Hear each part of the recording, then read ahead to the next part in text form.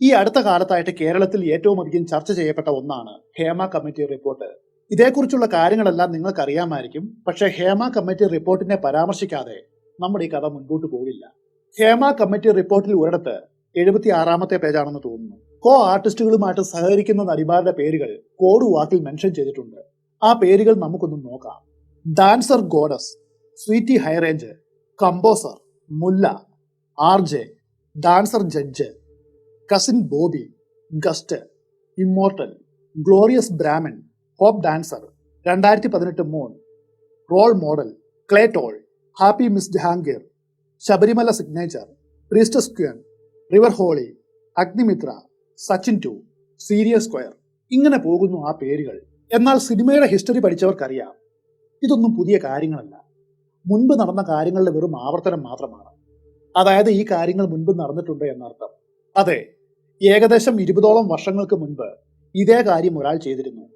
അയാളുടെ പേരാണ് പിമ്പ് പ്രസാദ്, അല്ലെങ്കിൽ കന്നഡ പ്രസാദ്. കന്നഡ പ്രസാദിന്റെ കഥ ചെയ്യുവാനായിട്ട് കുറച്ച് കാലമായിട്ട് ഞാൻ ആലോചിക്കുന്നതാണ്. എന്നാൽ ആ സമയത്താണ് ഹേമ കമ്മിറ്റി റിപ്പോർട്ട് പുറത്തേക്ക് വന്നത്. ആ ബഹളമൊക്കെ ഒന്ന് ഒതുങ്ങിയിട്ട് ഈ കഥ ചെയ്യാമെന്ന് വിചാരിച്ചിരിക്കുമ്പോഴാണ് അടുത്ത റിപ്പോർട്ടുകൾ പുറത്തേക്ക് വരുന്നത്. ചുരുക്കി പറഞ്ഞാൽ സിനിമാ മേഖലയിൽ നിന്നും പീഡന പരാതികൾ ഇല്ലാത്ത ഒരു ദിവസം പോലും ഇല്ല എന്ന് പറയേണ്ടിയിരിക്കുന്നു. ഹേമ കമ്മിറ്റി കഴിഞ്ഞപ്പോൾ ഉപ്പും മുളകുമായി. ഇപ്പോഴാണ്ട് ഹണി റോസ് ബോച്ചെ ബോച്ചെ എന്നും പറഞ്ഞ് കാറിക്കൊണ്ട് നടക്കുന്നു. ഇവരുടെ തിരക്കുകളെല്ലാം ഒഴിഞ്ഞിട്ട് ഈ വീഡിയോ ചെയ്യാമെന്ന് വെച്ചാൽ ഒരിക്കലും നടക്കുന്ന കാര്യമല്ല.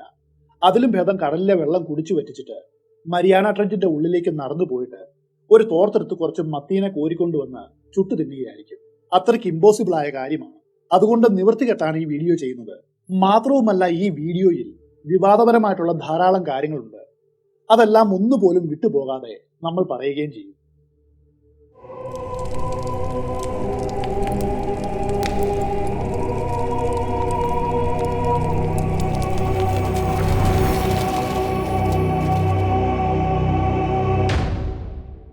സൗത്ത് ഇന്ത്യൻ സിനിമയെ ഇളക്കി മറിച്ച ധാരാളം നടന്മാരും നടിമാരും ഉണ്ടായിട്ടുണ്ട്. എന്നാൽ ഇവരുടെ എല്ലാം കോണ്ടാക്റ്റുകൾ ഒരു ഡയറിയിൽ എഴുതി ആ ഡയറി മൂലം ഇവരെല്ലാം നിയന്ത്രിച്ച ഒരാളുണ്ടായിരുന്നു. അയാളുടെ പേരാണ് കന്നഡ പ്രസാദ്. പ്രസാദിന് മറ്റൊരു പേര് കൂടിയുണ്ട്, പിമ്പ് പ്രസാദ്.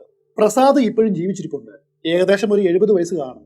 പഴയ തൊഴിലെല്ലാം വിട്ട് അയാൾ കേസും കാര്യങ്ങളുമായിട്ട് മുൻപോട്ട് പോവുകയാണ്. ഈ 70ാമത്തെ വയസ്സിലും കോടതി കയറി ഇറങ്ങി നടക്കുന്നുണ്ടെങ്കിൽ ചെറുപ്പകാലത്ത് അയാൾ എന്തായിരിക്കും ചെയ്തു കൂട്ടിയിട്ടുണ്ടാവുക? 1975 to 80 കാലഘട്ടത്തിന്റെ ഇടയിലാണ് ഈ കഥയുടെ ആരംഭം.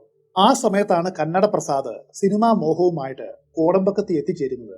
കന്നഡ പ്രസാദ് എന്നറിയപ്പെടുമെങ്കിലും യഥാർത്ഥത്തിൽ ഇയാൾ ഒരു തെലുങ്കനാണ്. പിന്നീട് കർണാടകയിലേക്ക് കുടിയേറിയ ഫാമിലിയാണ് ഇവരുടെ. പ്രസാദ് കാണുവാനായിട്ട് നല്ല സുന്ദരനായിരുന്നു. അതുകൊണ്ട് എന്തുകൊണ്ട് തനിക്കൊന്ന് സിനിമയിൽ അഭിനയിച്ചുകൂടാ എന്നൊരു തോന്നൽ അയാൾക്കുണ്ടായി. അതുകൊണ്ടാണ് നേരെ കോടമ്പാക്കത്തിന് വണ്ടി കയറിയത്. ആ കാലഘട്ടത്തിൽ സിനിമയിൽ അഭിനയിക്കണമെന്ന മോഹവുമായിട്ട് നടക്കുന്ന ആൾക്കാരെല്ലാം വന്നു ചേരുന്ന സ്ഥലം ഈ കോടമ്പക്കമാണ്. ജഗതിയും ഇന്നസെന്റും കൊച്ചിൻ ഹനീഫയും നെടുമുടി വേണുവും അങ്ങനെ തുടങ്ങി പലരും കോടമ്പാക്കത്തിന്റെ സൃഷ്ടികളാണ്. ചെന്നൈയിലെ ഹബീബുള്ള റോഡ് വഴി പോവുകയാണെങ്കിൽ ഇപ്പോഴും തെന്നിന്ത്യൻ നടികർ സംഘം എന്നൊരു ബോർഡ് കാണാം. അഭിനേതാക്കളുടെ ഒരു സംഘടനയാണത്. അതിൽ അക്കാലത്ത് ഉൾപ്പെട്ടിരുന്നത് തമിഴ്, തെലുങ്ക്, മലയാളം, കന്നഡ തുടങ്ങിയ ഫിലിം മേഖലയിലെ നടീനടന്മാരായിരുന്നു. കോളിവുഡ് എന്ന പേര് തന്നെ ഉണ്ടായത് കോടമ്പക്കത്തിൽ നിന്നുമാണ്. പിന്നീടാണ് ഇതെല്ലാം വേർപിരിഞ്ഞ് മോളിവുഡ്, ടോളിവുഡ് അങ്ങനെ മാറിപ്പോയത്. പിൽക്കാലത്ത് പല ആക്ടേഴ്സ് അസോസിയേഷൻസ് ഉണ്ടായെങ്കിലും തെന്നിന്ത്യൻ നടികർ സംഘത്തിന് മാത്രം ഒരു ഹിസ്റ്ററി ഉണ്ട്. സിനിമയുടെ തുടക്കകാലം മുതലുള്ള ഒരു ഹിസ്റ്ററി. ആ കാലഘട്ടത്തിൽ സിനിമയിൽ അഭിനയിക്കണമെന്ന മോഹവുമായിട്ട് നടക്കുന്ന ആളുകൾ ചെയ്യുന്ന ഒരു കാര്യം ഇതാണ്. ഏതെങ്കിലും ട്രെയിനോ ബസ്സോ പിടിച്ച് നേരെ മദിരാശിയിൽ വന്നിറങ്ങുക, പിന്നെ അവിടെ നിന്ന് നേരെ കോടമ്പക്കത്ത് എത്തുക. അതിനുശേഷം എന്തെങ്കിലും അവസരം കിട്ടുമോ എന്നന്വേഷിച്ച് പട്ടിണിയും പരിവട്ടവുമായിട്ട് കഴിഞ്ഞുകൂടുക. അങ്ങനെ സിനിമയിൽ അഭിനയിക്കാനായിട്ട് വന്ന ആളായിരുന്നു ഈ പ്രസാദ്. എന്നാൽ പ്രസാദ് മാത്രമല്ല ഈ മോഹവുമായിട്ട് കോടമ്പക്കത്ത് എത്തിയിരുന്നത്. ആയിരക്കണക്കിന് ആളുകളുണ്ട്. അതിൽ ഒരാളായിട്ട് ഇയാൾ മാറുകയാണ്.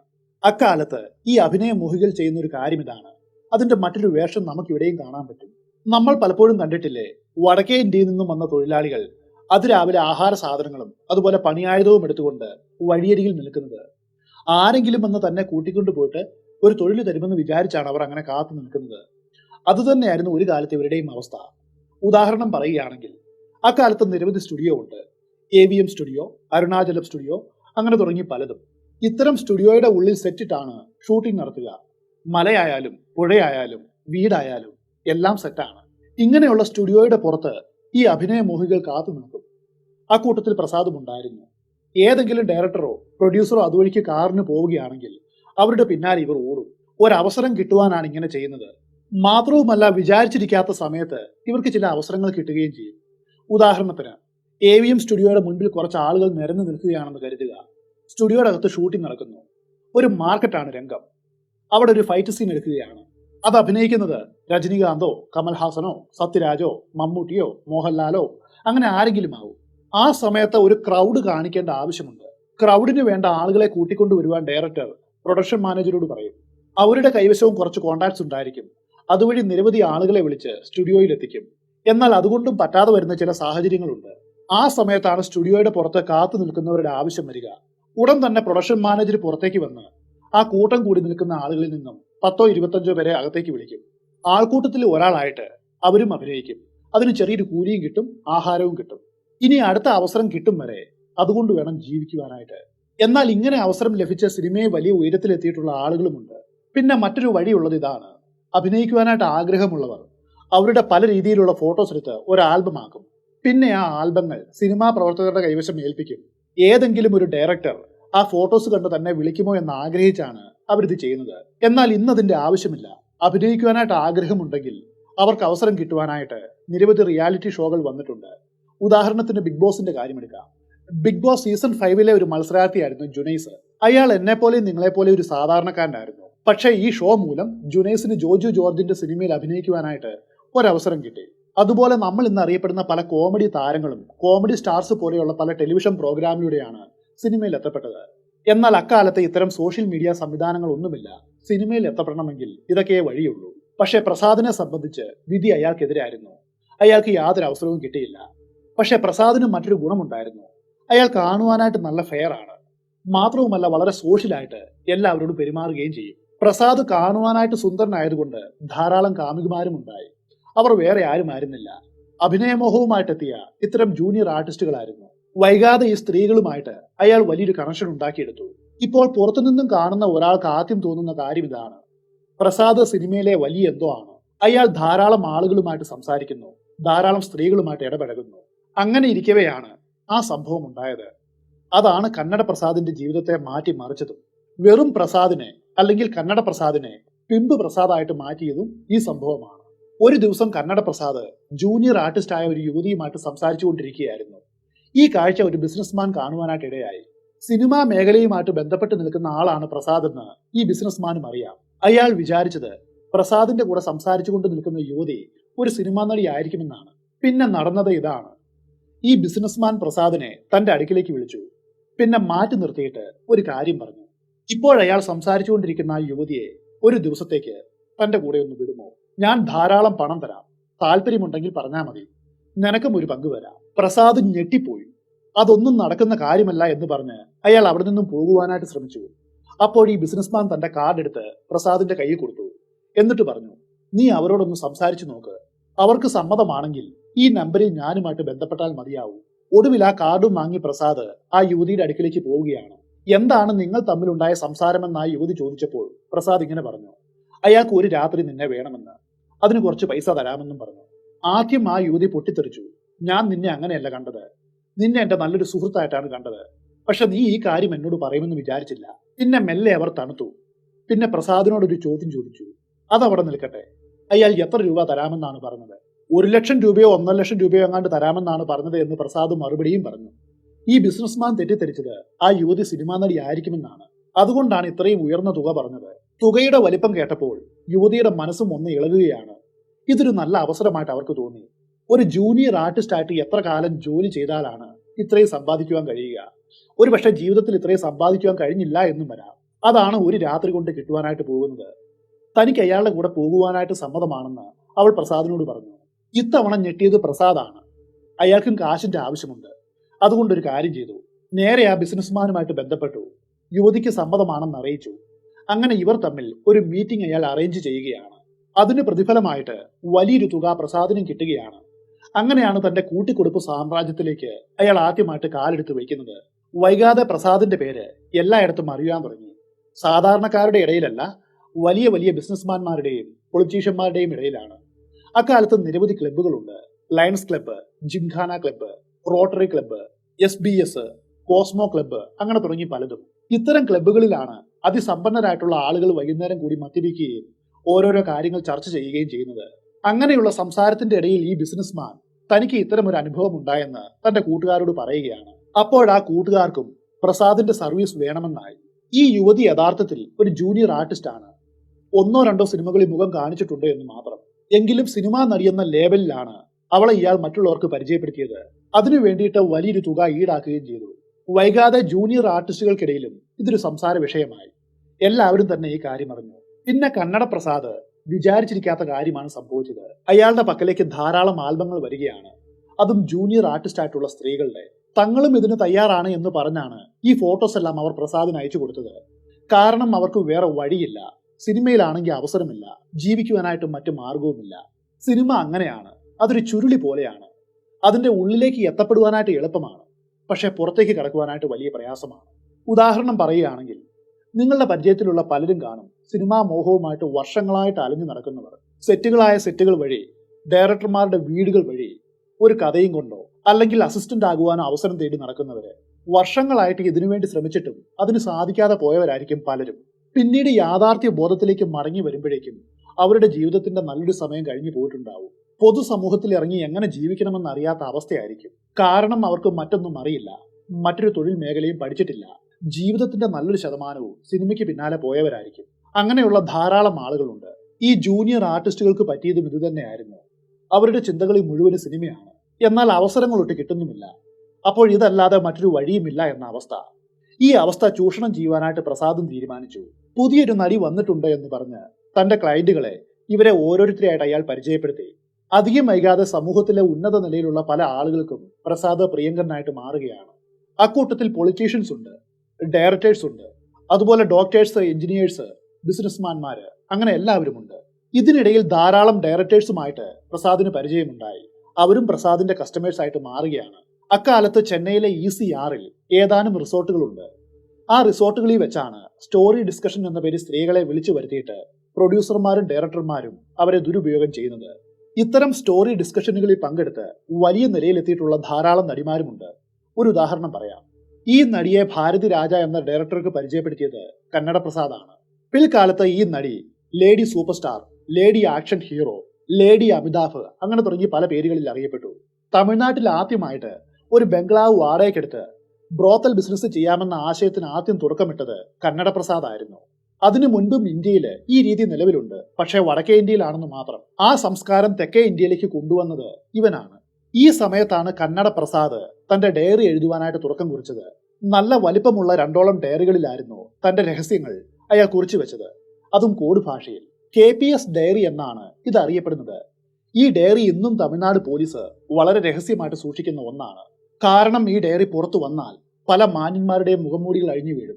കാരണം അതിൽ രാഷ്ട്രീയക്കാർ, സിനിമാ നടന്മാർ, ബിസിനസ് ടൈക്കൂണുകൾ, IAS IPS ഓഫീസർമാർ, അവരുടെ മക്കൾ, ഇവരെല്ലാം ഉൾപ്പെടും. തന്റെ ഡയറിയിൽ പ്രസാദ് എഴുതി വെച്ചിട്ടുള്ള കുറിപ്പുകൾ അതിങ്ങനെയായിരുന്നു. താനുമായിട്ട് കോണ്ടാക്ട് ഉള്ള നടിമാരുടെ പേരുകൾ ഒരു കോഡ് ഭാഷയിൽ എഴുതും. അതിനുശേഷം ആ നടിയുമായിട്ട് ആരൊക്കെ ബന്ധപ്പെട്ടിട്ടുണ്ടോ അവരുടെ പൂർണ്ണ വിവരങ്ങളും എഴുതി വയ്ക്കും. ഇതാരെയും കൊടുക്കുവാൻ വേണ്ടി അയാൾ ചെയ്തതായിരുന്നില്ല, മറിച്ച് തന്റെ ബിസിനസിന്റെ ആവശ്യത്തിന് വേണ്ടി ചെയ്തതായിരുന്നു. അക്കാലത്ത് ഇന്നത്തെ പോലെ മൊബൈൽ ഫോണോ അതുപോലെയുള്ള മറ്റു സൗകര്യങ്ങളോ ഇല്ല. അതുകൊണ്ട് തന്നെ ഇത്തരം കോണ്ടാക്റ്റുകൾ ഒരു ഡയറിയിൽ എഴുതുകയല്ലാതെ മറ്റു വഴിയുമില്ല. 1975 കന്നഡ പ്രസാദ് സിനിമാ മോഹവുമായിട്ട് മദിരാശിയിലെത്തിയത്. ഏകദേശം 80നോടടുപ്പിച്ച് തന്റെ ബ്രോത്തൽ ബിസിനസ്സിന് അയാൾ തുടക്കമിട്ടു. ആദ്യകാലത്ത് ജൂനിയർ ആർട്ടിസ്റ്റുകളെ വെച്ച് തുടങ്ങിയ ഈ മാംസ വ്യാപാരം മെല്ലെ മെല്ലെ വളരുവാൻ തുടങ്ങി. അതിനു വേണ്ടിയിട്ട് പ്രസാദ് സമീപിച്ചത് സിനിമയിലെ പുതുമുഖ നടിമാരെയും ഫീൽഡ് ഔട്ട് ആയിട്ടുള്ള നടിമാരെയുമാണ്. നമുക്കറിയാം, എല്ലാ സിനിമാ നടിമാരുമൊന്നും അധികകാലം നിലനിൽക്കില്ല എന്ന്. പലരും 1-2 സിനിമകളിൽ അഭിനയിച്ച് പിന്നെ കാണാതാവും. എന്നാൽ അവർ ഉണ്ടാക്കിയെടുത്ത ഇമേജ് നിലനിർത്തുവാനായിട്ട് പണം ആവശ്യമുണ്ട്. അവിടെയാണ് അവർ പ്രസാദിന്റെ സഹായം തേടിയത്. 1980 മുതൽ ഏകദേശം 2008 വരെ അയാൾ ഈ വ്യാപാരം മുൻപോട്ട് കൊണ്ടുപോയി. അക്കാലത്തെ ഏതാനും മുൻനിര നായകന്മാരെ ഒഴിച്ചു നിർത്തിയാൽ മലയാളം, തെലുങ്ക്, തമിഴ്, കന്നഡ ഇൻഡസ്ട്രിയിലെ 95% നടിമാരും പ്രസാദിന്റെ കോണ്ടാക്ട് ലിസ്റ്റിൽ ഉണ്ടായിരുന്നു. എന്നാൽ ആ കോണ്ടാക്ട് ലിസ്റ്റിൽ ചില മുൻനിര നായകന്മാരും ഉണ്ടായിരുന്നു. അതിൽ ഒരാളാണ് ശ്രീപ്രിയ. ഒരിക്കലൊരു ബിസിനസ് ടൈക്കൂണ് പ്രസാദിനെ സമീപിച്ച് ഒരു കാര്യം ആവശ്യപ്പെട്ടു. തനിക്ക് ഒരു രാത്രി ശ്രീപ്രിയയുമായിട്ടൊരു കമ്പനി വേണം. പ്രസാദ് ഞെട്ടിപ്പോയി. അത്രയും കാലം വരെ ഇത്രയും ലൈംലൈറ്റിൽ നിൽക്കുന്ന ഒരു നടിയുടെ അടുത്ത് അയാൾ പോയിട്ടില്ലായിരുന്നു. എങ്കിലും ഒന്ന് ശ്രമിക്കുവാനായിട്ട് അയാൾ തീരുമാനിച്ചു. അതിനു വേണ്ടിയിട്ട് തന്റെ പരിചയത്തിലുള്ള മറ്റു നടിമാരുടെ സഹായത്തോടെ ശ്രീപ്രിയയുടെ മാനേജറുടെ നമ്പർ അയാൾ സംഘടിപ്പിക്കുകയാണ്. എന്നിട്ട് മാനേജറെ ഫോണിൽ വിളിച്ചു.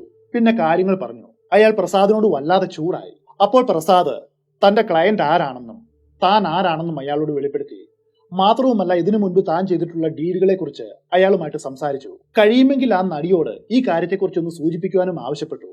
മാനേജർ അതുപോലെ തന്നെ ചെയ്തു. പിന്നീട് പ്രസാദ് വിചാരിച്ചിരിക്കാത്ത കാര്യമാണ് അവിടെ സംഭവിച്ചത്. ഏകദേശം ഒരു അരമണിക്കൂർ കഴിഞ്ഞു കാണും. ശ്രീപ്രിയയുടെ ഫോൺ കോൾ അയാൾക്ക് വരികയാണ്. താൻ ഈ ഡീലിങ്ങിന് സമ്മതമാണെന്ന് അറിയിച്ചുകൊണ്ടുള്ള കോളായിരുന്നു അത്. അങ്ങനെ ഒരു സ്റ്റാർ ഹോട്ടലിൽ വെച്ച് ഈ ബിസിനസ് ടൈക്കൂണിനെയും ഈ നടിയെയും തമ്മിൽ പ്രസാദ് കൂട്ടിമുട്ടിച്ചു. അതിന് പ്രതിഫലമായിട്ട് അയാൾക്ക് 50,000 രൂപ കിട്ടുകയും ചെയ്തു. 80-85 കാലഘട്ടത്തിലെ 50,000 രൂപയാണ്. അതിന്റെ മൂല്യം വളരെ വലുതാണ്. എന്നാൽ ഈ പറഞ്ഞതൊക്കെ വെറും ഗോസിപ്പുകളാണെന്ന് പറയുന്നു. കൃത്യമായിട്ടുള്ള തെളിവോ മറ്റു കാര്യങ്ങളോ ഇതിലില്ല. അതുകൊണ്ട് വിശ്വസിക്കേണ്ട ആവശ്യവുമില്ല. എങ്കിലും നിങ്ങൾ നെറ്റിൽ നോക്കുകയാണെങ്കിൽ കന്നഡ പ്രസാദിന്റെ കൺഫെഷൻ കാണാം. അതിൽ ഈ കാര്യം വിശദമായിട്ട് പറയുന്നുണ്ട്. അയാൾ അന്ന് നടത്തിയ ആ കൺഫെഷന്റെ പരിഭാഷയും നമ്മൾ ഈ വീഡിയോയിൽ ഉൾപ്പെടുത്തുന്നുണ്ട്. മെല്ലെ മെല്ലെ പ്രസാദിന്റെ ബിസിനസ് പടർന്നു പന്തലിക്കുവാൻ തുടങ്ങി. അപ്പോഴാണ് അയാൾ ബംഗ്ലാവുകൾ വാടകയ്ക്കെടുത്ത് ബ്രോത്തൽ പാർട്ടി ആരംഭിച്ചത്. അതിനൊരു കാരണമുണ്ട്. ആദ്യകാലത്ത് അയാൾ നമ്മൾ മുൻപ് പറഞ്ഞ ക്ലബ്ബുകളിലും അതുപോലെ ചില ഹോട്ടലുകളിലുമായിരുന്നു നടിമാരെ എത്തിച്ചിരുന്നത്. എന്നാൽ ക്രമേണ ഇത് ആളുകൾ ശ്രദ്ധിക്കുവാൻ തുടങ്ങി. അതോടെ ഇതിനൊരു പ്രൈവസി വേണമെന്ന് പ്രസാദ് തീരുമാനിച്ചു. അതിനു വേണ്ടിയിട്ടാണ് അയാൾ ബംഗ്ലാവുകൾ വാടകയ്ക്കെടുത്തത്. ഇങ്ങനെ വാടകയ്ക്കെടുത്ത ബംഗ്ലാവുകളിൽ അയാൾ വലിയൊരു പാർട്ടി സംഘടിപ്പിക്കും. ആ പാർട്ടിയിലേക്ക് സമൂഹത്തിലെ ഉന്നതരെയും അതുപോലെ സിനിമാ നടിമാരെയും ക്ഷണിക്കും. എന്നിട്ട് പരസ്പരം ഇവരെ പരിചയപ്പെടുത്തും. അവർക്ക് താല്പര്യമുണ്ടെങ്കിൽ ഓരോരുത്തരായിട്ട് ഓരോ റൂമുകളിലേക്ക് പോകും. അതിന് വലിയൊരു തുക കമ്മീഷനും ഇയാൾക്ക് കിട്ടും. അങ്ങനെ കോടിക്കണക്കിന് രൂപയാണ് കന്നഡ പ്രസാദ് ഈ വ്യാപാരം മൂലം സമ്പാദിച്ചത്. അധികം വൈകാതെ കർണാടകത്തിലെ തുംകൂറിൽ അയാൾ വലിയൊരു ബംഗ്ലാവ് പണിതു. ആ ബംഗ്ലാവിലും ഇത്തരം നിശാപാർട്ടികൾ സംഘടിപ്പിച്ചു. ഇപ്പോഴും അതേ ബംഗ്ലാവിൽ തന്നെയാണ് അയാൾ താമസിക്കുന്നത്.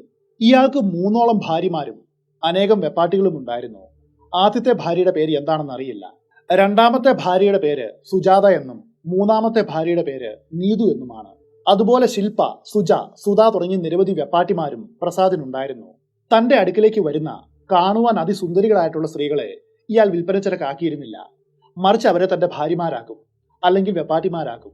അക്കാലത്ത് ഈ ഫീൽഡിൽ തന്നെ പ്രസാദിന് വേറെയും എതിരാളികൾ ഉണ്ടായിരുന്നു. അതിൽ പ്രധാനപ്പെട്ടത് 2 പേരാണ്. ഒരാളുടെ പേര് ലളിത എന്നാണ്. ഇവർ ഒരു കാബറെ നർത്തകിയാണ്. അടുത്തയാളുടെ പേര് സോന ലക്ഷ്മി എന്നാണ്. ഇവർ ഒരു വടക്കേ ഇന്ത്യക്കാരിയാണ്. സോന ലക്ഷ്മിയെക്കുറിച്ച് വേറെയും ചില കാര്യങ്ങൾ പറയേണ്ടതുണ്ട്. സോന ലക്ഷ്മി 40 വയസ്സുള്ളപ്പോൾ 25 വയസ്സുള്ള വിക്കി എന്ന യുവാവിനെ വിവാഹം കഴിച്ചു. പിന്നെ ഇരുവരും ചേർന്നാണ് ബ്രോത്തൽ ബിസിനസ് മുൻപോട്ട് കൊണ്ടുപോയത്. ആ സമയത്താണ് ഈ ഫീൽഡിലേക്ക് കന്നഡ പ്രസാദിന്റെ എൻട്രി. 2 കൂട്ടരും കൈകാര്യം ചെയ്തത് VVIP കസ്റ്റമേഴ്സിനെ ആയിരുന്നു. അതോടെ സ്വാഭാവികമായിട്ടും ഇവർ തമ്മിൽ ഈ മേഖലയിൽ വലിയൊരു മത്സരം പൊട്ടിപ്പുറപ്പെട്ടു. അത്രയും കാലം വരെ സോന ലക്ഷ്മിയും ലളിതയും ചെയ്തു വന്ന കാര്യം ഇതായിരുന്നു. അവർ വടക്കേ ഇന്ത്യയിൽ നിന്ന് സ്ത്രീകളെ എത്തിച്ച് ആവശ്യക്കാർക്ക് എത്തിച്ചു കൊടുക്കും. എന്നാൽ അതിനിടയിലേക്കാണ് സിനിമാ നടികളെ മാത്രം എത്തിച്ചു കൊടുക്കുന്ന കന്നഡ പ്രസാദിന്റെ വരവ്. സ്വാഭാവികമായിട്ടും അവരുടെ കച്ചവടം കുറഞ്ഞു. അതോടെ ഇവർ തമ്മിൽ പരസ്പരം ശത്രുതയിലായി. ഈ ശത്രുത മുതലെടുക്കുവാനായിട്ട് മറ്റു ചിലർ ഉണ്ടായിരുന്നു. അത് മറ്റാരുമല്ല, സിറ്റി പോലീസ് കമ്മീഷണറുടെ കീഴിൽ പ്രവർത്തിക്കുന്ന ആന്റി വൈസ് സ്ക്വാഡ് എന്ന യൂണിറ്റ് ആണ്. ഈ ആന്റി വൈസ് സ്ക്വാഡിനും ഒരു ചരിത്രം പറയുവാനുണ്ട്. സിനിമാ നടനും മുഖ്യമന്ത്രിയുമായിരുന്ന MGRന്റെ കാലത്താണ് ഇത് തുടങ്ങി വെച്ചത്. സാധാരണഗതിയിൽ ഒരു വ്യഭിചാര തൊഴിലിൽ ഏർപ്പെടുന്ന ഒരാളെ കണ്ടുമുട്ടിയാൽ പോലീസ് എന്തായിരിക്കും ചെയ്യുക? അവരെ പിടിച്ചുകൊണ്ടുപോയിട്ട് സ്റ്റേഷനിൽ എത്തിച്ച് ഒരു കേസ് രജിസ്റ്റർ ചെയ്യും. പിന്നീട് വത്സരാവക്കത്തുള്ള ഒരു ഷെൽട്ടർ ഹോമിലേക്ക് അയക്കും. മറ്റൊരു ജീവനോപാധി അവിടെ വെച്ച് അവർക്ക് നൽകപ്പെടും. എന്നാൽ AVS എന്നറിയപ്പെടുന്ന ആന്റി വൈസ് സ്ക്വാഡിന്റെ ഡ്യൂട്ടി അതായിരുന്നില്ല. അവർ ഇത്തരം ഒറ്റപ്പെട്ട ആളുകളെ പിടിക്കുവാനായിട്ട് പോവില്ല. മറിച്ച് ഇതൊരു വലിയ വ്യാപാരമായിട്ട് ചെയ്യുന്ന ക്രിമിനൽസിനെ മാത്രമാണ് നോട്ടമിടൂ. അതിനു വേണ്ടിയിട്ട് അവർ സമീപിക്കുന്നതും ഇതേ ക്രിമിനൽസിനെ തന്നെയായിരിക്കും. ഉദാഹരണത്തിന്, ചെന്നൈ നഗരത്തിൽ മാത്രം ഇത്തരം 100 കണക്കിന് പിമ്പുകൾ ഉണ്ടെന്ന് വിചാരിക്കുക. അവരെല്ലാവരും ഇതുപോലെ ബംഗ്ലാവുകൾ വാടകയ്ക്കെടുത്ത് മാംസ വ്യാപാരം ചെയ്യുന്നവരായിരിക്കും. ആന്റി വൈസ് സ്ക്വാഡിന്റെ രീതി ഇതാണ്. അവർ അത്തരത്തിൽപ്പെട്ട ഒരാളെ സമീപിക്കും. എന്നിട്ട് അവനോട് ഇങ്ങനെ പറയും: നീ 1-2 സ്പായോ അതുപോലെ ബ്രോത്തലോ എന്തു വേണേലും ചെയ്തോ, ഞങ്ങൾക്കൊരു കുഴപ്പവുമില്ല. ഞങ്ങൾ നിന്റെ പേര് കേസെടുക്കില്ല. ഇതിന് ഉപകാരമായിട്ട് ഇതേ തൊഴിൽ ചെയ്യുന്ന മറ്റുള്ളവർ ആരൊക്കെയാണെന്നും അവർ എവിടേക്കാണ് ഇത് ചെയ്യുന്നത് എന്നും അങ്ങനെയുള്ള സകല ഡീറ്റെയിൽസും നീ ഞങ്ങൾക്ക് തരണം. അങ്ങനെ ഈ പിമ്പ് പോലീസുകാരുടെ ഒറ്റുകാരനായിട്ട് മാറുകയാണ്. അയാൾ മറ്റുള്ളവരുടെ സകല വിവരങ്ങളും ഇവർക്ക് കൈമാറും. ആന്റി വൈസ് സ്ക്വാഡ് പോയിട്ട് അവരെ അറസ്റ്റും ചെയ്യും. എന്നാൽ ഇത് അധികകാലം നീണ്ടുപോകില്ല. 1-2 വർഷങ്ങൾ കഴിയുമ്പോഴേക്കും ആന്റി വൈസ് സ്ക്വാഡിന്റെ തലപ്പത്ത് വേറെ ഉദ്യോഗസ്ഥന്മാർ വരും. അവർ സമീപിക്കുന്നത് വേറെ പിമ്പിനെ ആയിരിക്കും. ആ പിമ്പാകട്ടെ ആദ്യം ഒറ്റുകാരനായിട്ട് മാറിയ പിമ്പിന്റെ അടക്കം സകല ഡീറ്റെയിൽസും ഇവർക്ക് കൊടുക്കും. അങ്ങനെ അയാളും അറസ്റ്റ് ചെയ്യപ്പെടും. ഇതിങ്ങനെ ഒരു ചക്രം പോലെ കറങ്ങിക്കൊണ്ടിരിക്കും. എന്നാൽ കന്നഡ പ്രസാദിനെ സംബന്ധിച്ച് ഇത്തരം കാര്യങ്ങളൊന്നും അയാളെ ബാധിച്ചില്ല. കാരണം അയാളുടെ പരിചയത്തിലുള്ള എല്ലാവരും ഹൈ പ്രൊഫൈലിൽ ഉള്ളവരാണ്. എങ്കിലും ചിലപ്പോഴൊക്കെ അയാളും അറസ്റ്റ് ചെയ്യപ്പെട്ടിട്ടുണ്ട്. വൈകാതെ തന്നെ പുറത്തു വരികയും ചെയ്യും. ഇതിനിടയിൽ ചെന്നൈയിലെ പേര് കേട്ട റൗഡികളുമായിട്ടും അതുപോലെ പോലീസുകാരുമായിട്ടും ഇയാൾക്ക് വലിയ കണക്ഷൻ ഉണ്ടായി. കാരണം ഇത്തരം ബിസിനസ്സിൽ ഇവരുടെ സഹായം വളരെ ആവശ്യമാണ്. 2006 കന്നഡ പ്രസാദ് അറസ്റ്റ് ചെയ്യപ്പെട്ട സമയത്ത് ഇയാളോട് സഹകരിച്ച ചില ഇൻസ്പെക്ടർമാരെയും അറസ്റ്റ് ചെയ്തിരുന്നു. അവരുടെ പേരുകൾ ഇതൊക്കെയാണ്: ചെല്ലപ്പ, ചന്ദ്രഹാസൻ. ഇതിനിടയിൽ വേറെ ചില എതിരാളികളും പ്രസാദിനുണ്ടായി. അവർ വേറെ ആരുമായിരുന്നില്ല, മുൻനിര സിനിമാ നടിമാരായിരുന്നു. 2000 കാലഘട്ടത്തിലെ ചില വാർത്തകൾ നോക്കുകയാണെങ്കിൽ നിങ്ങൾക്കൊരു കാര്യം കണ്ടെത്തുവാനായിട്ട് സാധിക്കും. പല സിനിമാ നടിമാരും ബ്രോത്തൽ ബിസിനസ് ചെയ്തിരുന്നുവെന്നും അവരതിന്റെ പേരിൽ അറസ്റ്റ് ചെയ്യപ്പെട്ടുവെന്നും. പലപ്പോഴും ഫീൽഡ് ഔട്ട് ആയിട്ടുള്ള നടിമാരാണ് ഇത്തരം പ്രോസ്റ്റിറ്റ്യൂഷനിൽ പിടിക്കപ്പെട്ടിട്ടുള്ളത്. അങ്ങനെ പിടിക്കപ്പെട്ട ഫേമസ് ആയിട്ടുള്ള ചില സിനിമാ നടിമാർ ഇവരാണ്: പൂച്ചക്കണ്ണി ഭുവനേശ്വരി, മാധുരി, വിനീത. സിനിമയിലെ സുവർണ കാലഘട്ടം കഴിഞ്ഞപ്പോൾ ഇവർ ചെയ്ത കാര്യം ഇതാണ്: പ്രസാദ് ചെയ്തതുപോലെ ഒരു ബ്രോത്തൽ ബിസിനസ് ഇവരും തുടങ്ങി. ഇവരും ജൂനിയർ ആർട്ടിസ്റ്റുകളെയും പുതുമുഖ നടിമാരെയും കോൺടാക്ട് ചെയ്തു. പിന്നെ അവരെ ആവശ്യമുള്ള കസ്റ്റമേഴ്സിനെയും കണ്ടെത്തി. ഈ കാര്യങ്ങൾ പ്രസാദും അറിയുന്നുണ്ട്. ഈ മുൻകാല സിനിമാ നടിമാർ തനിക്കൊരു വെല്ലുവിളി ആയേക്കുമോ എന്ന് അയാൾ ഭയന്നു. പൂച്ചക്കണ്ണി ഭുവനേശ്വരിയെയും മാധുരിയെയും വിനീതയെയും അതുപോലെ മറ്റു പലരെയും അറസ്റ്റ് ചെയ്തതിന്റെ പിന്നിൽ പ്രവർത്തിച്ചത് പ്രസാദാണെന്ന് പറയപ്പെടുന്നു എന്ന് മാത്രം. കൃത്യമായിട്ടുള്ള തെളിവുകൾ ഈ കാര്യത്തിൽ ഇല്ല എന്നുകൂടി ഓർക്കണം. പക്ഷേ മേൽപ്പറഞ്ഞ നടിമാരെല്ലാം അറസ്റ്റ് ചെയ്യപ്പെട്ടു എന്നുള്ളത് ഒരു പച്ച പരമാർത്ഥമാണ്. ഇപ്പോഴും നെറ്റിൽ നോക്കിയാൽ അതിന്റെ വാർത്ത കിടപ്പുണ്ട്. 1980 മുതൽ ആരംഭിച്ച കന്നഡ പ്രസാദിന്റെ ആട്ടം 2006 അവസാനിച്ചു. അതിന് കാരണം ആന്റി വൈസ് സ്ക്വാഡിലേക്ക് പുതിയതായിട്ട് നിയമിക്കപ്പെട്ട ഉദ്യോഗസ്ഥരായിരുന്നു. അന്നത്തെ city police commissioner Lathika Sharan മേഡമാണ്. അസിസ്റ്റന്റ് കമ്മീഷണറായിട്ട് ജാങ്കിത് IPSഉം. ഈ ജാങ്കിത് IPSനെ കുറിച്ച് നമ്മൾ മുൻപൊരു വീഡിയോ ചെയ്തിട്ടുണ്ട്, ബവാരിയ ഗാങ്ങിനെ കുറിച്ച് ചെയ്ത വീഡിയോ. ആ ഓപ്പറേഷൻ മുൻപിൽ നിന്ന് നയിച്ചത് ജാങ്കിത് IPS ആണ്. ആ കഥയാണ് പിന്നീട് തീരൻ അധികാരം എന്ന പേര് സിനിമയായിട്ട് വന്നത്. ആ വീഡിയോ വർഷങ്ങൾക്ക് മുൻപ് നമ്മൾ ചാനലിൽ ചെയ്തിട്ടുണ്ട്. കാണാത്തവരുണ്ടെങ്കിൽ ഒന്ന് കാണേണ്ടതാണ്. ആദ്യകാലത്തെ വീഡിയോ ആണ്, അതിൻ്റെതായിട്ടുള്ള ചില പോരായ്മകളൊക്കെ ഉണ്ട്. എങ്കിലും ഇൻഫർമേഷന്റെ കാര്യത്തിൽ അത് കൃത്യമാണ്. ലതിക ശരൺ മേഡവും ജാങ്കിത് IPSഉം പിമ്പ് പ്രസാദിനെ കുറിച്ച് വിശദമായിട്ട് പഠിച്ചു. അവർ അത്ഭുതപ്പെട്ടു പോയി. 80 മുതൽ തുടങ്ങുന്നതാണ് ഇവന്റെ ബ്രോത്തൽ ബിസിനസ്. ഇതുവരെയും കാര്യമായിട്ടുള്ള യാതൊരു കേസിലും അറസ്റ്റ് ചെയ്യപ്പെട്ടിട്ടില്ല. അവർക്കും അറിയാം ഇവന്റെ പിന്നിലായിട്ട് വലിയ വമ്പന്മാരുണ്ടെന്ന്. എങ്കിലും പിമ്പ് പ്രസാദിന്റെ തേരോട്ടം അവസാനിപ്പിക്കുവാനായിട്ട് അവർ ഉറച്ച തീരുമാനമെടുത്തു. ആന്റി വൈസ് സ്ക്വാഡ് വല വീശി അയാളെ തെരയുവാൻ തുടങ്ങി. പല സ്ഥലങ്ങളിലും ബംഗ്ലാവുകളും എസ്റ്റേറ്റുകളും ഉണ്ടെങ്കിലും അവിടെയൊന്നും പ്രസാദ് താമസിച്ചിരുന്നില്ല. അയാൾ കൂടുതലും താമസിച്ചു വന്നത് 5 സ്റ്റാർ ഹോട്ടലുകളിലായിരുന്നു. അങ്ങനെ ഇരിക്കെ ചെന്നൈയിലെ സഫേര എന്ന ഹോട്ടലിൽ വെച്ച് പോലീസ് ഇയാളെ അറസ്റ്റ് ചെയ്യുകയാണ്. ആ സമയത്ത് പ്രസാദിന്റെ കൂടെ മൂന്നാം ഭാര്യ നീതുവും ഉണ്ടായിരുന്നു. തൊട്ടു പിന്നാലെ അവന്റെ കൂട്ടാളികളായ മുരുകൻ, നീലകണ്ഠ റെഡ്ഡി, ഗുഹൻ, പ്രസാദ്, വാസു, മെയ്യപ്പൻ, പൂങ്ക രവിചന്ദ്രൻ എന്നിവരെയും പിടികൂടി. ആ സമയത്ത് കന്നഡ പ്രസാദിൽ നിന്നും പോലീസിന് 2 ഡയറി കിട്ടി. ആ ഡയറിയാണ് KPS ഡയറികൾ. അതാണ് പോലീസ് ഇന്നും പുറത്തുവിടാതെ ഒരു നിധി പോലെ കാത്തു സൂക്ഷിക്കുന്നതും. എന്തായാലും ഈ അറസ്റ്റോടുകൂടി പ്രസാദിന്റെ കാലം അവസാനിച്ചു എന്ന് വേണം കരുതുവാൻ. 2006 അറസ്റ്റ് ചെയ്യപ്പെട്ട അയാൾ 2008 വരെ ജയിലിൽ കിടന്നു. അതിനുശേഷം പുറത്തിറങ്ങി. പിന്നെ കേസും മറ്റു കാര്യങ്ങളും തന്റെ ജീവിതവുമായിട്ട് ഒതുങ്ങിക്കൂടി. പഠിച്ചതല്ലേ പാടൂ എന്നൊരു പഴഞ്ചൊല്ലില്ലേ, അത് തന്നെ ഇവിടെ സംഭവിച്ചു. പോലീസിന്റെ റെയ്ഡിൽ അയാളുടെ ബംഗ്ലാവുകളും മറ്റ് ബ്രോത്തൽ ബിസിനസ് സ്ഥാപനങ്ങളും പൂട്ടിപ്പോയെങ്കിലും പ്രസാദും മറ്റൊരു കാര്യം ചെയ്തു. തന്റെ രണ്ടാം ഭാര്യയായ ശില്പയെ വെച്ച് വത്സര വക്കത്തൊരു ബ്രോത്തൽ ബിസിനസ് ആരംഭിച്ചു. എന്നാൽ 2008 പോലീസ് ഇത് കണ്ടെത്തി അടച്ചു മൂടുകയും ശില്പയെ അറസ്റ്റ് ചെയ്യുകയും ചെയ്തു. എന്നാൽ ഇതിനോടനുബന്ധമായിട്ട് മറ്റൊരു കാര്യം കൂടി സംഭവിച്ചിരുന്നു. പ്രസാദിന്റെ അറസ്റ്റിനെ തുടർന്ന് അയാളുടെ പിൻവാങ്ങലിനെ തുടർന്ന് മറ്റു പലരും രംഗത്തിറങ്ങി. അതിൽ പ്രധാനികൾ അയാളുടെ മുൻ കൂട്ടാളികളായ നമ്മൾ മുൻപ് പറഞ്ഞ പിമ്പുകൾ തന്നെയായിരുന്നു. പിമ്പ് പ്രസാദ് എന്താണ് ചെയ്തിരുന്നത് എന്നും എങ്ങനെയാണ് ഈ റാക്കറ്റ് അയാൾ മുൻപോട്ട് കൊണ്ടുപോയിരുന്നത് എന്നും തുടങ്ങിയ പല കാര്യങ്ങളും അയാളിൽ നിന്നും അവർ ഇതിനോടകം പഠിച്ചിരുന്നു. പക്ഷേ പ്രസാദ് ചെയ്തതുപോലെ ഒരു ഹൈ പ്രൊഫൈൽ പ്രോസ്റ്റിറ്റ്യൂഷൻ റാക്കറ്റ് തുടങ്ങുവാനായിട്ട് ഇവർക്ക് സാധിച്ചില്ല. മുൻപ് ലളിതയും സോനാലക്ഷ്മിയും ചെയ്തതുപോലെ വടക്കേ ഇന്ത്യയിൽ നിന്നും പെണ്ണുങ്ങളെ ഇറക്കി ഇവരും സിനിമാ നടികളാണ് എന്ന വ്യാജനെ മാംസ കച്ചവടം ചെയ്യുകയാണ് ഇവർ ചെയ്തത്. അതോടെ VIP-കൾ മാത്രമല്ല, സാധാരണ IT കമ്പനി ജീവനക്കാർ പോലും ഇവരുടെ കസ്റ്റമറായിട്ട് മാറി. അതോടെ ഈ ബിസിനസിന്റെ രഹസ്യാത്മകത കാത്തു സൂക്ഷിക്കുവാനായിട്ട് ഇവർക്ക് സാധിക്കാതെ വന്നു. വൈകാതെ ഇവരെ എല്ലാവരെയും പോലീസ് അറസ്റ്റ് ചെയ്തു. 2010 ആയപ്പോഴേക്കും ടെക്നോളജിയിൽ വലിയ മുന്നേറ്റമുണ്ടായി. മൊബൈൽ ഫോണും വാട്സാപ്പും മെസ്സഞ്ചറും ഫേസ്ബുക്കും എല്ലാം വരികയാണ്. പിന്നെ ഇത്തരം പിമ്പുകളും പാർട്ടികൾ നടക്കുന്ന ബംഗ്ലാവുകളും അപ്രസക്തമായിട്ട് മാറുകയാണ്. പെട്ടെന്ന് മാറി മറിഞ്ഞ ഈ സാഹചര്യത്തിൽ ഇവരെ പോലെയുള്ള പഴയ ആളുകൾക്ക് പിടിച്ചു നിൽക്കുവാനായിട്ട് കഴിഞ്ഞില്ല എന്നതും ഒരു വാസ്തവമാണ്. അതേ തുടർന്ന് സോനാലക്ഷ്മിയും കൂട്ടരുമെല്ലാം ബോംബെയിലേക്ക് തന്നെ തിരികെ മടങ്ങി. തുംകൂറിലെ ആ പഴയ ബംഗ്ലാവിൽ കന്നഡ പ്രസാദ് ഇപ്പോഴും ജീവിച്ചിരിപ്പുണ്ട്, തന്റെ കേസുകളും മറ്റു കാര്യങ്ങളുമായിട്ട്. ഇതാണ് ഒരു കാലത്ത് സൗത്ത് ഇന്ത്യൻ ഫിലിം ഇൻഡസ്ട്രിയെ തന്റെ കൈവെള്ളയിലിട്ട് നിയന്ത്രിച്ചിരുന്ന കന്നഡ പ്രസാദിന്റെ കഥ. പ്രസാദിനെ അറസ്റ്റ് ചെയ്ത് ചോദ്യം ചെയ്യുന്ന സമയത്ത് ധാരാളം വിവരങ്ങൾ പുറത്തു വന്നു. എന്നാൽ പോലീസ് അതിൽ അല്പം മാത്രമാണ് പുറത്തുവിട്ടത്. അതും മാധ്യമ പ്രവർത്തകർ ചികഞ്ഞ് അന്വേഷിച്ചതുകൊണ്ടാണ് അത് കണ്ടെത്തിയത്. മാത്രവുമല്ല, കുമുദം, നക്കീരൻ തുടങ്ങിയ മാധ്യമങ്ങളെല്ലാം ഒരു കാലത്ത് ആഘോഷത്തോടെ കൊണ്ടാടിയ കേസായിരുന്നു പിമ്പ് പ്രസാദിന്റെ കഥകൾ. കന്നഡ പ്രസാദ് പറഞ്ഞത് ഇതാണ്: പുതിയ നീതി കക്ഷി എന്ന രാഷ്ട്രീയ പാർട്ടിയുടെ മുൻ MP അയാൾ AC ഷൺമുഖമാണ്. ഇയാൾ തമിഴ്നാട്ടിലെ ഒരു മുൻ മുഖ്യമന്ത്രിയുടെ പേരിൽ നിരവധി വിദ്യാഭ്യാസ സ്ഥാപനങ്ങൾ നടത്തുന്നുണ്ട്. നിരവധി സിനിമകൾ നിർമ്മിക്കുവാനായിട്ട് അയാൾ പണം മുടക്കിയിട്ടുണ്ട്. അതിൽ ചില സിനിമകൾ ഇവയാണ്: ചിന്നത്തമ്പി, നായിക ഖുഷ്ബു; മുത്തു, നായിക മീന; ചോക്ലേറ്റ്, നായിക മുംതാജ്; 5 സ്റ്റാർ, നായിക കനിക; ചെമ്പരത്തി, നായിക റോജ; ശ്രീനാഥന, നായിക ശീലം; 3 റോസസ്, നായിക റംബ. അതുപോലെ പോക്കിരി സിനിമയിലെ ഐറ്റം ഗേളായ മുമൈദ് ഖാൻ. ഇങ്ങനെ തുടങ്ങി നിരവധി നടികളുമായിട്ട് AC ഷൺമുഖം ബന്ധം പുലർത്തിയിരുന്നു. അതിൽ തന്നെ മുമൈദ് ഖാനുമായിട്ടാണ് ഏറെക്കാലം അയാൾ അവിഹിത ബന്ധത്തിൽ ഏർപ്പെട്ടത്. മേൽ പറഞ്ഞ ഈ നടിമാർ എല്ലാവരും ഒന്നല്ലെങ്കിൽ മറ്റൊരു തരത്തിൽ ചെന്നൈ പോലീസിന്റെ പിടിയിലായവരുമാണ്. കന്നഡ പ്രസാദിന്റെ ഡയറിയിൽ ഹേമ കമ്മിറ്റി റിപ്പോർട്ടിൽ എന്ന പോലെ സഹകരിക്കുന്ന നടിമാരുടെ പേരുകൾ കോഡ് വാക്കിൽ എഴുതിയിരുന്നു എന്ന് വീഡിയോയുടെ തുടക്കത്തിലേ പറഞ്ഞല്ലോ. അത്തരം ചില കോഡ് വാക്കുകളും അത് സൂചിപ്പിക്കുന്ന നടിമാർ ആരൊക്കെയാണെന്നും ഇനി നോക്കാം. ഈ സമയത്ത് ഒരു കാര്യം എടുത്തു പറയുകയാണ്: ഈ നടിമാരിൽ ആരെയും പ്രസാദുമായിട്ട് ബന്ധപ്പെടുത്തി പോലീസ് അറസ്റ്റ് ചെയ്തിട്ടില്ല. അതുകൊണ്ട് നമുക്ക് ഉറപ്പിച്ചൊന്നും പറയുവാനായിട്ട് കഴിയില്ല. ഒരു ഗോസിപ്പായിട്ട് മാത്രം ഇതിനെ എടുത്താൽ മതിയാവൂ. ബോച്ചയ്ക്കൊരു കൂട്ട എന്ന പേരിൽ ടാഗ്ലൈനും ചാർത്തി ജയിലിൽ കിടക്കുവാനായിട്ട് എനിക്ക് യാതൊരു താല്പര്യവുമില്ല. ബോച്ച കോടതിയിൽ കുഴഞ്ഞു വീണാലും അയാൾക്ക് മൾട്ടി സ്പെഷ്യാലിറ്റി ഹോസ്പിറ്റലിൽ നല്ല ട്രീറ്റ്മെന്റ് കിട്ടും. കാരണം പൂത്ത കാശുണ്ട്. എന്റെ അവസ്ഥ അതല്ല. ഏതെങ്കിലും ഗവൺമെന്റ് ആശുപത്രിയുടെ വരാന്തയെ കൊണ്ടുപോയിട്ട് പോലീസുകാർ നടതള്ളും. അതുകൊണ്ട് ഈ പറയുന്ന പരാമർശങ്ങൾ ഒന്നും എൻ്റെ അല്ല, ഞാൻ കെട്ടിച്ചമച്ചതുമല്ല. ഇതൊക്കെ ഓൾറെഡി നെറ്റിൽ ഉള്ളതാണെന്ന് വീണ്ടും ഓർമ്മിപ്പിക്കുന്നു. അതെല്ലാം എടുത്തൊന്ന് ക്രോഡീകരിച്ച് ഒരു വീഡിയോ ചെയ്യുന്നു എന്ന് മാത്രം. ഈ ലിസ്റ്റിൽ ഒന്നാമതായിട്ടുള്ളത് വാഴ്വേ മായം പ്രിയ നടികൈ. ഇങ്ങനെയാണ് പ്രസാദ് തന്റെ ഡയറിയിൽ കോഡ് വാക്കുകൾ എഴുതിയിരുന്നത്. പിന്നീട് കന്നഡ അറിയാവുന്ന ഒരാളെ വിളിച്ചു വരുത്തി പോലീസ് ഇതെല്ലാം ഡീകോഡ് ചെയ്യുകയായിരുന്നു.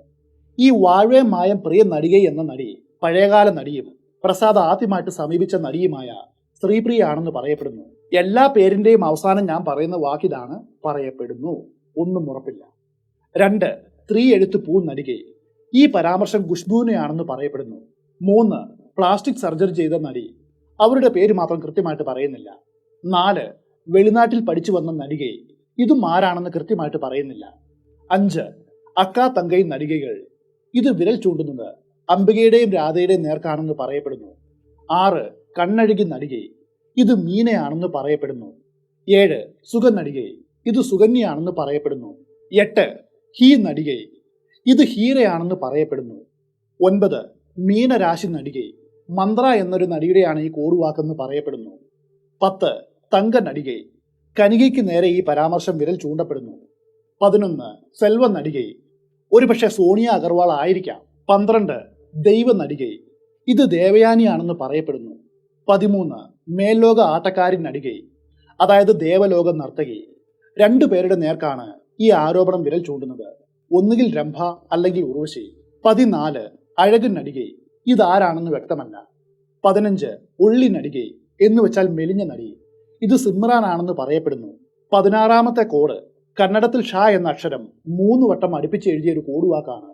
ഷാ ഷാ ഷാ നടികൈ എന്നാണ് പ്രസാദ് ഡയറിയിൽ ഇത് കുറിച്ചിട്ടത്. ഇത് തൃഷയാണെന്ന് പറയപ്പെടുന്നു. 17 മാക്കാ സിസ്റ്റേഴ്സ്. ഇത് നഗ്മയും ജ്യോതികയുമാണെന്ന് പറയപ്പെടുന്നു. 18 പുന്നകൈ നടികൈ. ഇത് സ്നേഹയെ സൂചിപ്പിക്കുന്നു. അതുപോലെ വിന്ധ്യ, മുംതാസ്, കനിക, വിനീത, കരുവാച്ചി ഫിലിം ഫെയിം, മാധുരി, രേഖ, അങ്ങനെ തുടങ്ങി ഈ ലിസ്റ്റ് അനന്തമായിട്ട് നീണ്ടുപോകുന്നു. ഓർക്കുക, തമിഴ്നാട് പോലീസ് പ്രസാദിന്റെ ഡയറിയുടെ 100ൽ ഒരു അംശം മാത്രം പുറത്തുവിട്ടപ്പോഴാണ് ഇത്രയും പേരുകൾ ഉയർന്നു വന്നത്. ഇതിനിടെ മറ്റൊരു വാർത്തയും മാധ്യമങ്ങൾ പുറത്തുവിട്ടിരുന്നു. പോലീസ് അതീവ സുന്ദരിയായ ഷാ നടിയെയും അതിൽ സുന്ദരിയായിട്ടുള്ള അവരുടെ അമ്മയെയും ചോദ്യം ചെയ്യുവാൻ വേണ്ടി നോട്ടീസ് അയച്ചു. എന്നാൽ പോലീസുമായിട്ട് സഹകരിക്കുന്നതിന് പകരം ഈ നടി തന്റെ രക്ഷയ്ക്ക് വേണ്ടിയിട്ട് മന്ത്രിസഭയിലെ വളരെ ശക്തനായിട്ടുള്ള ഒരു വ്യക്തിയെ സമീപിച്ചു. ഇത്തവണ തന്നെ സഹായിച്ചാൽ അദ്ദേഹത്തിന്റെ പുതിയ സിനിമയ്ക്ക് ഉപാധികളില്ലാതെ കോൾ ഷീറ്റ് നൽകാമെന്ന് അവർ ആ രാഷ്ട്രീയ നേതാവിന്റെ മകന് വാക്ക് നൽകി. അയാളുടെ പേര് ഉദയനിധി സ്റ്റാലിൻ എന്നാണെന്ന് പറയപ്പെടുന്നു. സിനിമയുടെ പേര് വിജയ് ചിത്രമായിട്ടുള്ള കുരുവി. ഈ സിനിമയിൽ നായികയായിട്ട് ആദ്യം നിശ്ചയിച്ചത് നയൻതാരയായിരുന്നു. ഒരു സുപ്രഭാതത്തിൽ നയൻതാര പ്രോജക്റ്റിൽ നിന്നും ഔട്ട് ആവുകയും പകരം തൃഷ വരികയും ചെയ്തു. ഇതോടെ ബ്രോത്തൽ കേസിൽ നിന്നും സമർത്ഥമായിട്ട് അവർ രക്ഷപ്പെട്ടു. ഇതിന് ഉപകാരമെന്നോണം ഉദയനിധിയുമൊത്ത് ഈ നടി മലേഷ്യയിൽ കുറച്ചുനാൾ ചെലവഴിച്ചുവെന്നും അക്കാലത്തെ തമിഴ് മാധ്യമങ്ങൾ എഴുതിയിരുന്നു. ഈ റിപ്പോർട്ടിൽ കന്നഡ പ്രസാദുമായിട്ട് വളരെ അടുത്ത ബന്ധമുള്ള മറ്റൊരു തമിഴ് മലയാളം നായികയെക്കുറിച്ചും പറയുന്നുണ്ട്. തമിഴ് മലയാളം സിനിമാ ലോകത്തെ കസ്തൂരിമാൻ എന്നാണ് അവർ അറിയപ്പെടുന്നത്. പേര് ഞാൻ പറയുന്നില്ല. ചെന്നൈയിലെ ജോയിന്റ് പോലീസ് കമ്മീഷണർമാരിൽ ഒരാൾക്ക് ഈ നടിയെ വളരെയധികം ഇഷ്ടപ്പെട്ടു. അയാൾ പ്രസാദിനെ സമീപിച്ച് തന്റെ ആവശ്യം ഉന്നയിച്ചു. കന്നഡ പ്രസാദ് അതിനുവേണ്ട സൗകര്യവും ചെയ്തു കൊടുത്തു. ഏകദേശം 2 വർഷക്കാലത്തോളം അവർ ഭാര്യ ഭർത്താക്കന്മാരെ പോലെ ഒരുമിച്ച് ജീവിച്ചു എന്ന് പറയപ്പെടുന്നു. ചെന്നൈയിലെ വളരെ പ്രശസ്തമായിട്ടുള്ള ഒരു കോട്ടയുടെ പേരാണ് ഈ പോലീസ് ഉദ്യോഗസ്ഥനുള്ളത്. എന്റെ അന്വേഷണത്തിൽ ചെന്നൈയിലെ ഏറ്റവും പ്രശസ്തമായിട്ടുള്ള ഫോർട്ട് സെയിന്റ് ജോർജ് ഫോർട്ടാണ്. അതായിരിക്കുമോ? ആർക്കറിയാം. കന്നഡ പ്രസാദിനെ പോലീസ് പിടികൂടും വരെ ആ ബന്ധം നീണ്ടുപോയി. അതുപോലെ നടി നീലാംബരിയും തന്റെ വിവാഹം വരെ പ്രസാദുമായിട്ട് അടുത്ത ബന്ധം പുലർത്തിയിരുന്നു. അതിനുശേഷം അവർ സ്വന്തം ജീവിതവുമായിട്ട് മുൻപോട്ട് പോയി. തന്റെ എതിരാളികളെ ഒതുക്കുവാനായിട്ട് പ്രസാദ് അന്നത്തെ ഭരണകക്ഷിയിലെ ഒരു പ്രധാനപ്പെട്ട നേതാവിന് അവളെ നൽകിയെന്നും ആ നേതാവ് ഇപ്പോഴത്തെ സർക്കാരിലും ശക്തനായിട്ടുള്ള വ്യക്തിയുമാണെന്ന് പറയപ്പെടുന്നു. മറ്റൊരു പ്രധാന വസ്തുത കൂടി പോലീസ് കണ്ടെത്തിയിട്ടുണ്ട്. ഈ കേസ് നടക്കുന്നതിനും കുറച്ചു വർഷങ്ങൾക്ക് മുൻപ് സംശയാസ്പദമായിട്ടുള്ള രീതിയിൽ നിരവധി ഫിനാൻസ് കമ്പനികൾ പൊതുജനങ്ങളുടെ പണം കബളിപ്പിച്ച് ചെന്നൈയിൽ നിന്നും ഒളിച്ചോടിപ്പോയിരുന്നു. ഈ തട്ടിപ്പിനെല്ലാം പിന്നിലുള്ള യഥാർത്ഥ കാരണവും ആ കമ്പനികൾ തകരുവാനുള്ള കാരണവും ഇത്തരം ഹൈ പ്രൊഫൈൽ പ്രോസ്റ്റിറ്റ്യൂഷൻ ആയിരുന്നു. ഉദാഹരണത്തിന് അനുഭവ് ഗ്രൂപ്പ് ചെയർമാൻ 1996 മീനരാശി നടിക്ക് വളരെ വില കൂടിയ ഒരു കാരവാൻ സമ്മാനിച്ചിരുന്നു. അന്ന് 85 ലക്ഷം രൂപയായിരുന്നു ആ കാരവാന്റെ വില. മറ്റൊരാളാകട്ടെ അതേ നടിക്ക് 300 പവൻ സ്വർണ്ണാഭരണങ്ങൾ നൽകി. അയാൾ രമേശ് കാർസ എന്ന സ്ഥാപനത്തിന്റെ മാനേജിംഗ് ഡയറക്ടർ ആയിരുന്നു. ഈ ഇടപാടുകൾക്കെല്ലാം പിന്നിൽ പ്രവർത്തിച്ചത് കന്നഡ പ്രസാദ് ആയിരുന്നു. അടുത്തതായിട്ട് എടുത്തു പറയേണ്ട നടിയാണ് ശ്രേയ. കോളിവുഡിലെ മികച്ച നടി തന്നെയാണവർ. കന്നഡ പ്രസാദ് തന്റെ സ്വകാര്യ ഡയറിയിൽ അവളുടെ പേര് എഴുതിയത് ഇങ്ങനെയാണ്: IT ആളുകൾ വളരെയധികം ആവശ്യപ്പെടുന്ന സുന്ദരി. ശ്രേയയെക്കുറിച്ച് പ്രസാദ് പോലീസിന് കൊടുത്ത മൊഴി ഇതാണ്: ആദ്യ സിനിമ ഇറങ്ങിയതിനു ശേഷമാണ് ഞാൻ ആ നടിയെ ആദ്യമായിട്ട് കണ്ടുമുട്ടുന്നത്. ഞാൻ അവരെ പരിചയപ്പെടുവാനായിട്ട് പോയത് ഒരു സിനിമാ സൈറ്റിലേക്കാണ്. ആ ചിത്രത്തിലെ നായിക അവളല്ല. ആ സിനിമയിലെ പ്രധാനപ്പെട്ട നായികയും ആ സമയത്ത് എന്റെ കസ്റ്റമർ ആയിരുന്നു. എന്നാൽ ബാംഗ്ലൂർ ആസ്ഥാനമായുള്ള ഒരു സോഫ്റ്റ്വെയർ കമ്പനിയിലെ ഒരു ഉന്നത ഉദ്യോഗസ്ഥന് ശ്രേയയെ തന്നെ വേണമെന്ന് വലിയ നിർബന്ധമായിരുന്നു. ആ സമയത്ത് രാജ്യത്തെ 1-ാം നമ്പർ കമ്പനി എന്നാണ് ഈ സോഫ്റ്റ്വെയർ കമ്പനി അറിയപ്പെടുന്നത്. അത്രയും നല്ലൊരു അവസരം നിരസിക്കുവാനായിട്ട് ആ സമയത്ത് അവൾക്ക് ഒന്നും ഉണ്ടായിരുന്നില്ല. അവൾ ഉടൻ തന്നെ ആ ഓഫർ സ്വീകരിച്ചു. എന്റെ സഹായികളിൽ ഒരാളായ കാളിമുത്തുവിനോട് സമ്മതം അറിയിക്കുകയും ചെയ്തു. ഒരു രാത്രിയിലെ കമ്പനിക്ക് പ്രതിഫലമായിട്ട് അവൾ വലിയൊരു തുകയാണ് ആവശ്യപ്പെട്ടത്. പക്ഷെ എന്റെ ബാംഗ്ലൂർ കസ്റ്റമർ അതിന് തയ്യാറായിരുന്നു. ആ നടിയോടുള്ള അയാളുടെ ക്രേസ് കണ്ട് ഞാൻ വരെ ഞെട്ടിപ്പോയി. നിങ്ങൾ വിശ്വസിച്ചാലും ഇല്ലെങ്കിലും ആ ഒരു ഒറ്റ രാത്രി അയാൾക്കൊപ്പം പോയതിന് അവൾക്ക് കിട്ടിയത് 25 ലക്ഷത്തിലധികം രൂപയായിരുന്നു.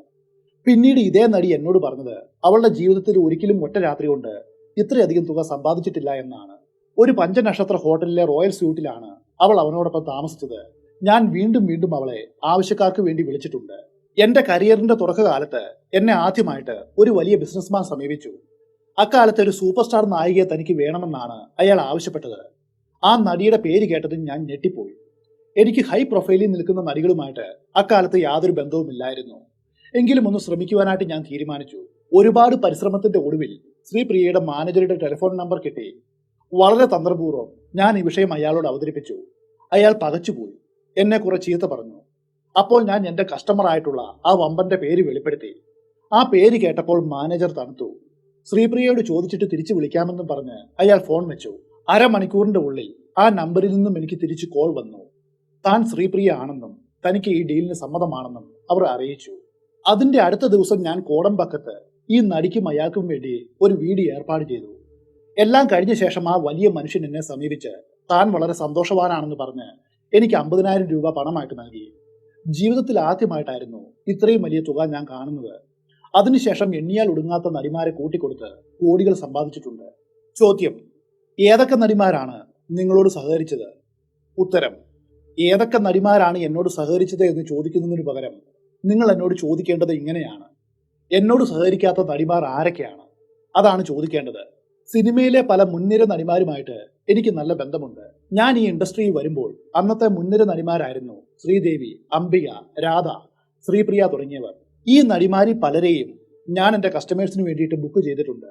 അവരുടെ കാലത്തിന് ശേഷം മീന, ഗൗതമി, ഖുഷ്ബു, ഹീര, രംഭ, സിമ്രാൻ, ഉർവശി, തൃഷ, നഗ്മ, ജ്യോതിക അങ്ങനെ തുടങ്ങിയവർ എൻ്റെ ഉപഭോക്താക്കളായി. വളരെ കുറച്ച് പേരൊഴികെ മിക്കവരും ഞാനുമായിട്ട് ബന്ധം പുലർത്തിയിട്ടുണ്ട്. കാരണം ഒരു പ്രധാന വ്യക്തിക്കോ മുതിർന്ന ഉദ്യോഗസ്ഥനോ ഒരു നടിയെ വേണമെങ്കിൽ അവളെ നൽകുവാനായിട്ട് ഞാൻ നിർബന്ധിതനാകുന്ന അവസ്ഥയായിരുന്നു അക്കാലത്ത്. അല്ലെങ്കിൽ അവർ എന്റെ മാത്രമല്ല, ആ നടിയുടെ കരിയർ വരെ നശിപ്പിച്ചു കളയും. പലരുടെയും കരിയർ അവർ ഇങ്ങനെ കളഞ്ഞിട്ടുണ്ട്.